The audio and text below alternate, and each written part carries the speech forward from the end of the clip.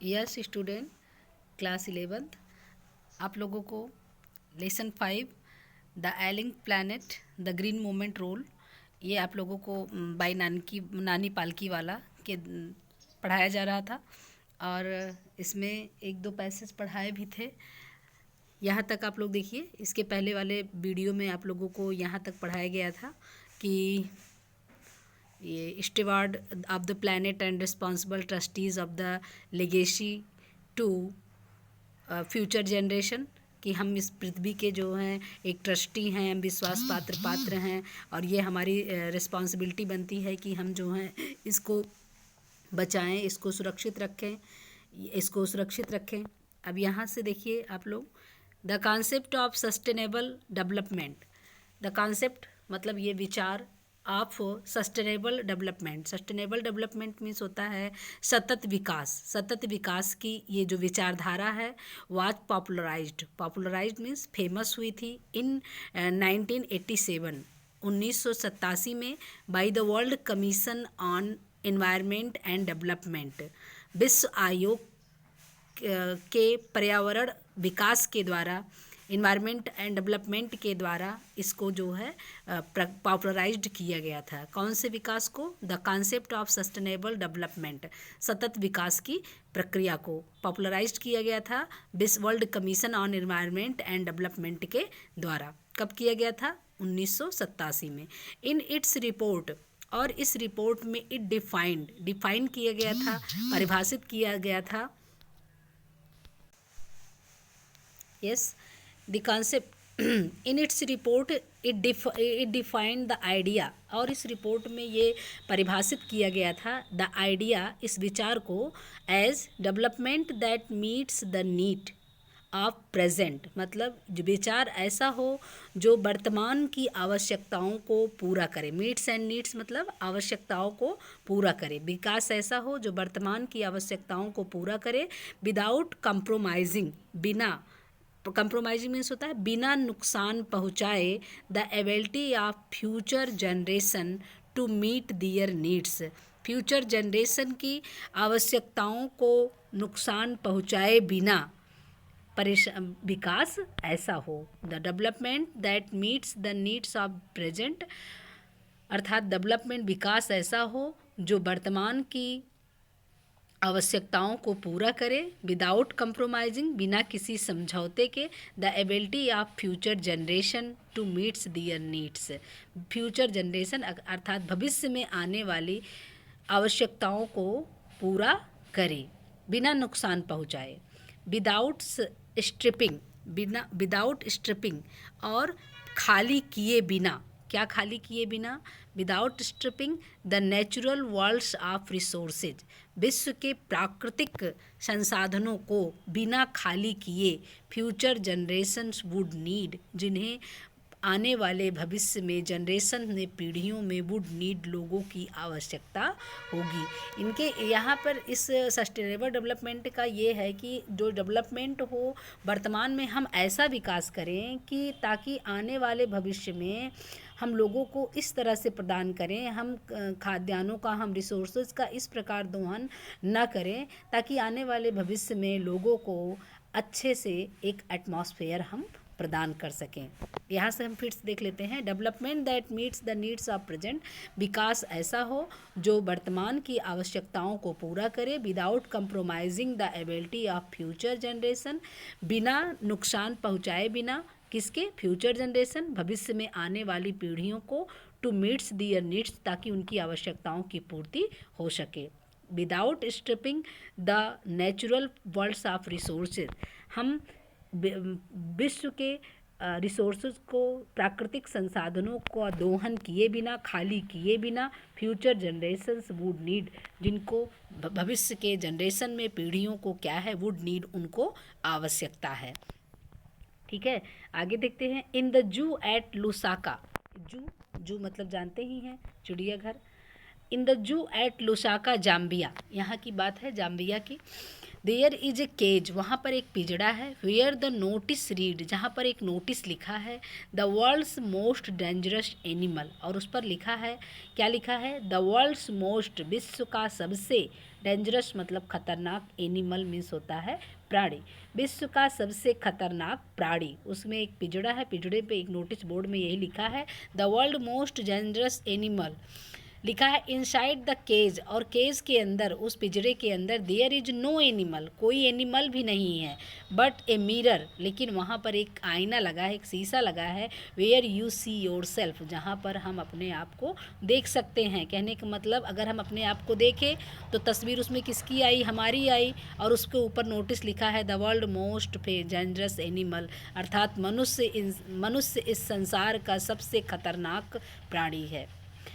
Thanks to the effort, प्रयास के लिए धन्यवाद, number of agencies in different countries, इस विभिन्न देशों की विभिन्न एजेंसियों को इनके प्रयास के लिए धन्यवाद। ए न्यू अवेयरनेस, उन्होंने क्या किया है, ए न्यू अवेयरनेस, एक नई जागरूकता, अवेयरनेस मीन्स होता है जागरूकता, has now don,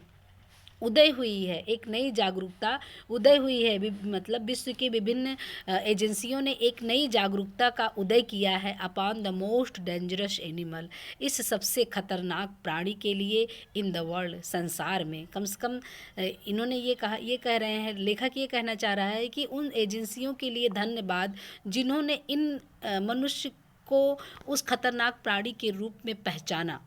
he has realised, उसने महसूस किया, द विजडम मतलब बुद्धिमानी, आप शिफ्टिंग मतलब बदलने का, आप शिफ्टिंग, उसने बुद्धिमानी की, आप शिफ्टिंग बदलने का, फ्रॉम ए सिस्टम, एक ऐसे सिस्टम को, बेस्ड ऑन डोमिनेशन, जो किसमें था, प्रभुत्व पर, डोमिनेशन मतलब प्रभुत्व पर आधारित था, to one based on partnership, और अब वो कैसे हुआ, पार्टनरशिप पर आधारित था, अर्थात साझेदारी पर आधारित था। कहने का मतलब मनुष्य, इन्होंने कहा मनुष्य जो है अपनी जिम्मेदारियों को संभाला और उसने अपने आप को परिवर्तित किया, शिफ्ट किया, from A system based on domination, जो प्रभुत्व पर आधारित था कि हम हैं तो हम इसका दोहन करेंगे, हम पृथ्वी पर हैं तो जो भी चीज़ है हम उसको यूज करेंगे, तो उसने क्या किया, अपने आप को शिफ्ट किया to one based on partnership, कि वो साझेदारी पर अपने आप को शिफ्ट किया कि हम सभी लोग मिलकर जो ये वैश्विक पर्यावरण है जो दूषित हो रहा है, इसको हम लोग क्या करेंगे, सुरक्षित करेंगे। कम से कम मनुष्य जो है अपनी जिम्मेदारियों को समझने लगा है। आज हम देख रहे हैं कि पर्यावरण को शुद्ध रखने के लिए कितने प्रकार के अभियान चलाए गए हैं, सब ये मनुष्य के द्वारा किया जा रहा है।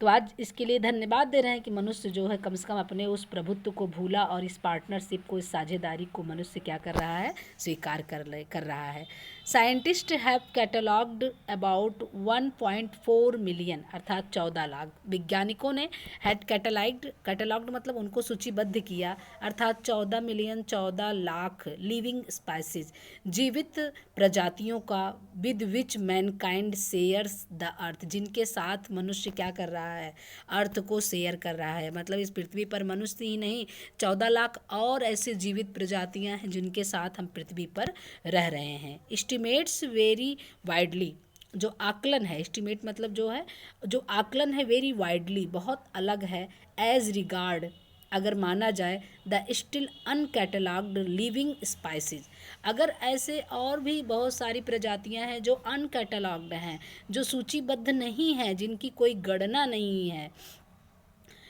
बायोलॉजिस्ट हैं, जो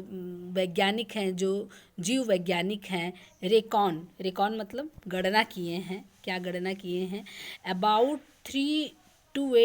100 मिलियन, अबाउट 3 to 100 मिलियन, अर्थात 3 में से 100 मिलियन अदर लिविंग स्पाइसीज, दूसरी जो जीवित प्रजातियां हैं, स्टिल लैंग्वेज, अभी वो क्या कर रही हैं, दुख, लैंग्वेज मतलब होता है दुख भोगना, अभी बहुत सारी ऐसी 100 मिलियन ऐसी जातियां हैं जो क्या कर रही हैं, जो दुख भोग रही हैं, अननेम्ड, उनका कोई नाम नहीं है, और वो कैसे हैं,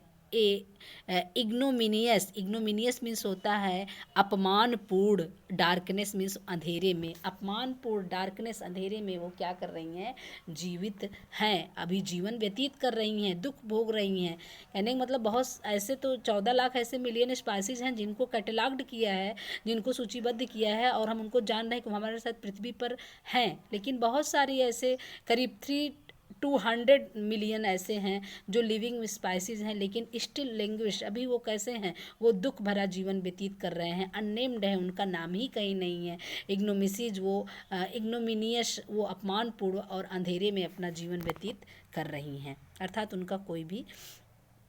सूचना नहीं है, कोई सिग्निफिकेंस नहीं है।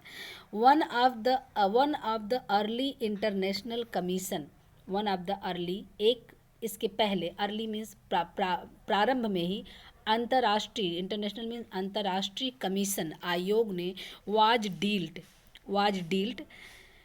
प्रस्तुत किया था इंटर एलिया मतलब होता है अन्य चीज़ों के साथ साथ, एक ऐसे प्रारंभ में एक ऐसे अंतर्राष्ट्रीय कमीशन था, आयोग था, जिसने डील किया था, प्रस्तुत किया था इंटर एलिया अर्थात अन्य चीज़ों के साथ साथ with the question of ecology and environment, अर्थात पारिस्थितिकी, इकोलॉजी में तो पारिस्थितिकी और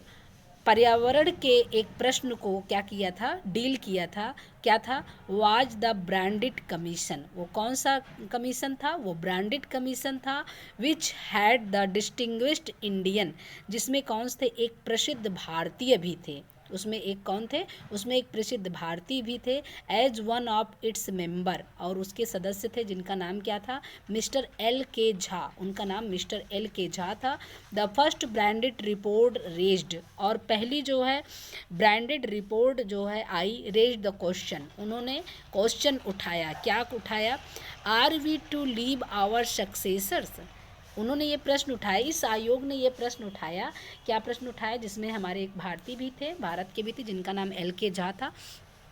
क्या उठाया, आर वी लीव, क्या हम छोड़ रहे हैं, आवर सक्सेसर्स, अपने उत्तराधिकारियों के लिए, ए स्कोर्च्ड, एक झुलसा हुआ, स्कोर्च मतलब होता है झुलसा हुआ, प्लेनेट मतलब ग्रह, ऑफ एडवांसिंग डिजर्ट, जिसमें क्या हो रहा है, एडवांस मतलब बढ़ रहा है, डिजर्ट मीन्स मरुस्थल, क्या हम अपने उत्तराधिकारियों के लिए, यहाँ उत्तराधिकारी मतलब आने वाली पीढ़ियों के लिए, ए स्कोर्ड प्लैनेट ऑफ एडवांसिंग डिसर्ज, क्या हम एक ऐसे एडवांसिंग बढ़ते हुए मरुस्थल को छोड़ जा रहे हैं अपने उत्तराधिकारियों के लिए, इम्प्रोविस्ड मतलब बिगड़ा हुआ है, लैंडस्केप, जिसका लैंडस्केप मतलब भूदृश्य, जिसका भूदृश्य कैसा हुआ है, बिगड़ा हुआ है, एंड एलिंग इन्वायरमेंट, और उसका इन्वायरमेंट कैसा है, दूषित है। ऐसे क्या हम अपने आने वाले उत्तराधिकारियों के लिए ऐसा ही इन्वायरमेंट छोड़कर जा रहे हैं, जिसका भूदृश्य कैसा हुआ है, इम्प्रोविस्ड है, बिगड़ा हुआ है, एंड एलिंग इन्वायरमेंट, और उसका इन्वायरमेंट दूषित है। मिस्टर, आगे देखते हैं, mister Lester R Brown in his thoughtful book, अपने इस प्रसिद्ध बुक में उन्होंने क्या लिखा है, बुक का नाम है द ग्लोबल इकोनॉमिक प्रॉस्पेक्ट, उनकी बुक का नाम है, उसमें उन्होंने क्या लिखा, पॉइंट्स आउट दैट, उन्होंने पॉइंट्स किया, इशारा किया, that the earth principles biological system, पृथ्वी की मुख्यता, प्रधानता, बायोलॉजिकल सिस्टम, जैविक तंत्र है, पृथ्वी की मुख्यतः जैविक तंत्र हैं, कौन, R4, 4 प्रकार के हैं, एक पहला है फिशरीज, मत्स्य पालन, मछली पालन, फॉरेस्ट, जंगल, ग्रासलैंड,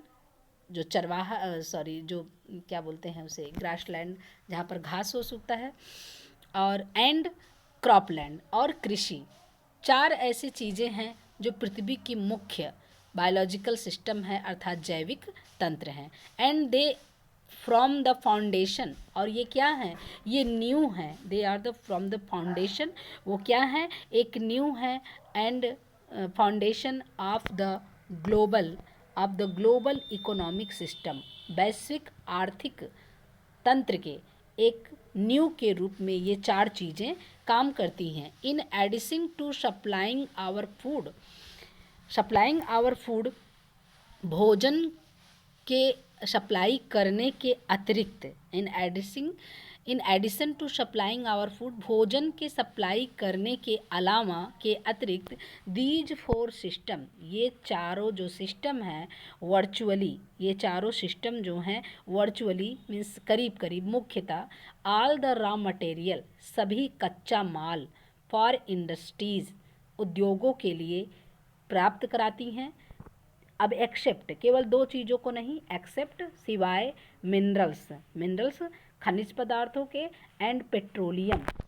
पेट्रोलियम को डेराइव्ड सिंथेसिस जो संश्लेषित करके बनाया जाता है। इन्हीं दो चीज़ों को छोड़कर सभी प्रकार के रॉ मटेरियल्स को ये चारों चीज़ें हमको क्या कर दी हैं, ये हमको चारों चीज़ें उपलब्ध कराती हैं। केवल कौन सी चीज़ों को, minerals and petroleum derived synthesis, खनिज पदार्थों को और पेट्रोलियम को संश्लेषित करके, सिंथेसिस मतलब संश्लेषित करके जो बनाई जाती है, इन्हीं को छोड़कर सभी रॉ मटेरियल्स कच्चे पदार्थ को ये हमको प्राप्त कराती हैं। तो ये जो है आप लोगों के लिए थोड़ा सा हार्ड पड़ेगा, आप लोग इसको जो है एक बार रिपीट कर लीजिएगा। नेक्स्ट डे यहीं से आप लोगों को फिर से हम स्टार्ट करेंगे। ओके, आप लोग वीडियो को पढ़िए, सुनिए, देखिए, और जो भी जहाँ भी ना समझ में आए आप हमसे मीनिंग वगैरह पूछ सकते हैं। Okay, thanks.